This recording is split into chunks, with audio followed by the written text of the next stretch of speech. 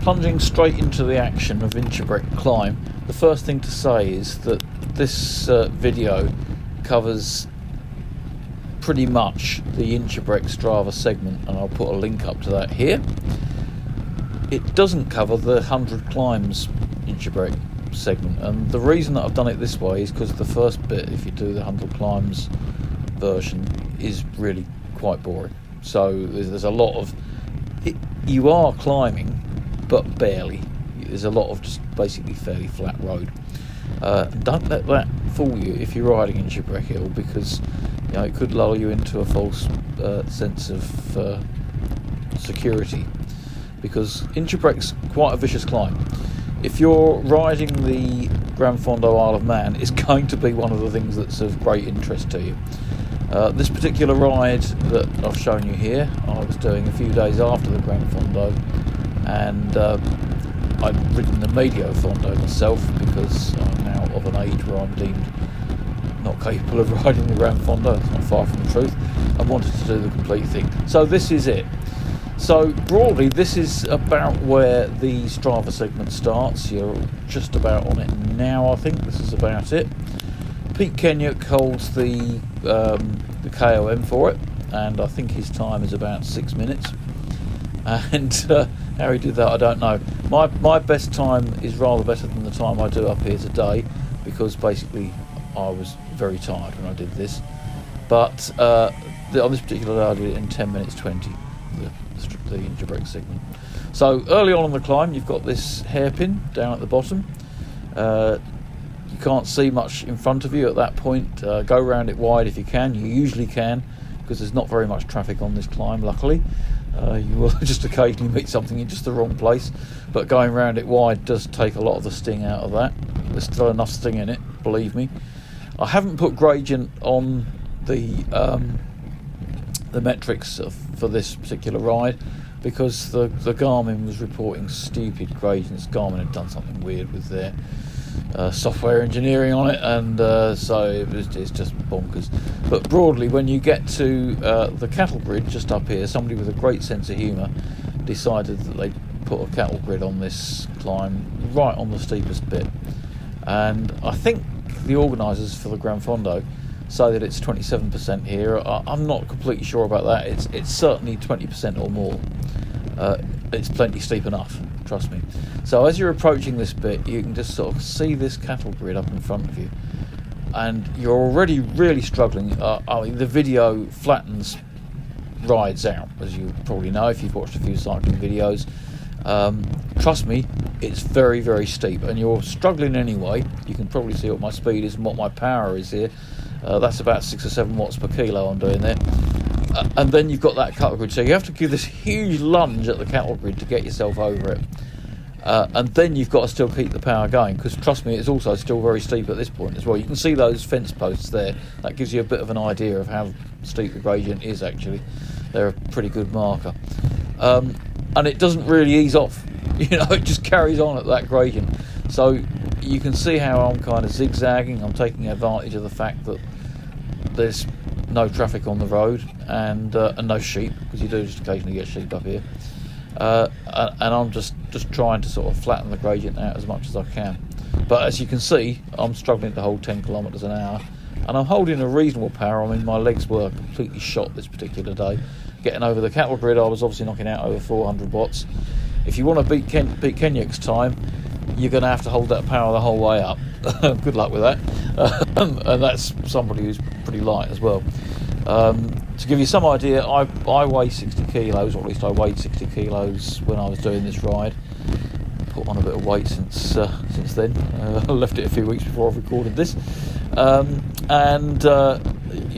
you can see, I'm knocking out 4 to 5 watts per kilo the whole way up here, and the cattle grid was, well, actually near 7 really. So anyway, this bit is still very, very hard. It's possibly eased a bit, the gradient, but it's still really, really tough. And at this point, we've still got the better part of a couple of 100 metres to climb. So you've got a lot of climbing ahead of you. It's exposed, it's hard, you can kind of see where you're going. It's really tough. This is a climb that reduces a lot of people to walking. Coming over that cattle grid one year in the Fondo, the guy in front of me basically lunged at the cattle grid, got himself over it, pulled so hard on his bars that he pulled the front wheels off the road, and actually managed to do a complete U-turn in the road in front of me, and was then riding back down the wrong way, which really isn't what you want to be doing when you just struggle to push yourself up there. Because apart from anything else, apart from the fact you're now losing altitude again, you've got to get yourself moving again, which on that kind of gradient isn't a straightforward task in itself, especially on the fairly poor road surface you've got there.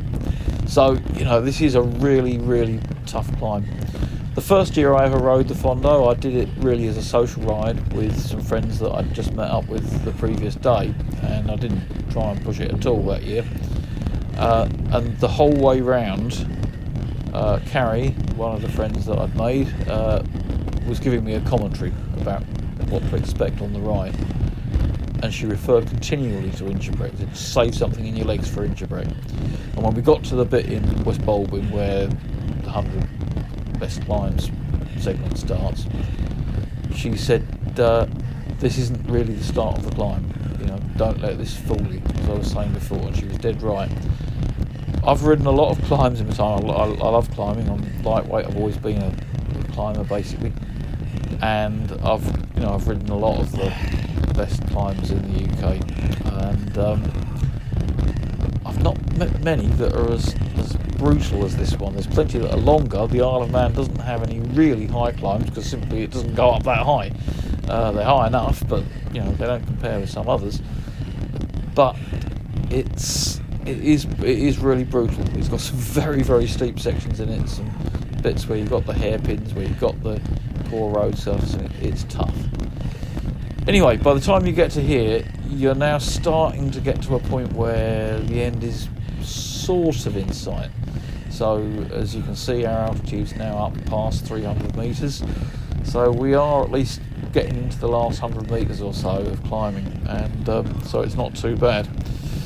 It bears a bit to the right. Injebreck Hill itself is the hill to the right, incidentally, and I love the blasted trees up here. They're kind of indicative of how it feels up here, really, and I can't imagine what it must be like in the winter. I also can't imagine what it must be like to come down this, because I have to say I've never done that, and I don't intend to. I'm the world's worst descender, as you might have seen from some of my other videos, and the idea of coming down this thing really doesn't appeal to me one bit, I have to say.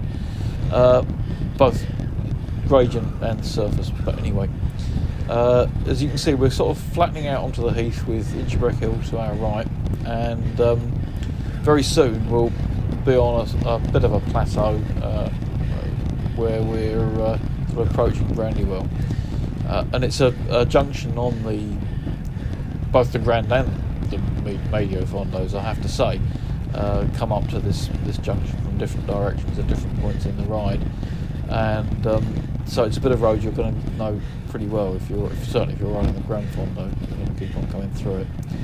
Another cattle grid here. This one isn't quite as formidable because the gradient is a lot easier at this point. So I say a lot easier, it's easier. On any other climb it feels perfectly hard enough, but here it's not too bad.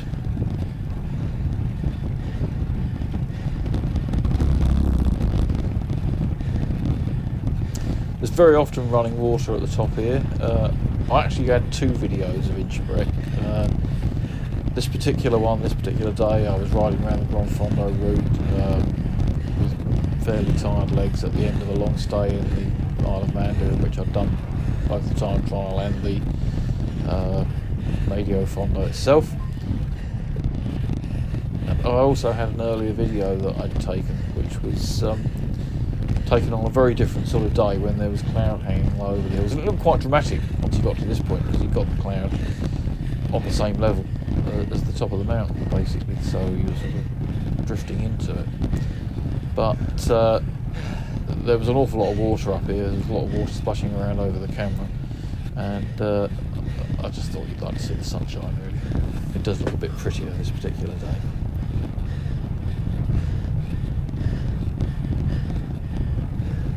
The views up here are lovely, but it keeps on giving, really, this climb. So even once you get to this point, you're still climbing very, very hard. Don't be fooled into thinking it's flat. So I'm trying to use the road here. I'm trying to sort of zigzag a bit because the road is fairly rustic.